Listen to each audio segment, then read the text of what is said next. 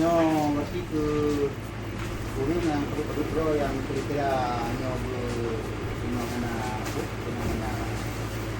dia tahu makanya bantuan daripada ulama yang terdapat kumpul di tempat mudah-mudahan untuk sabo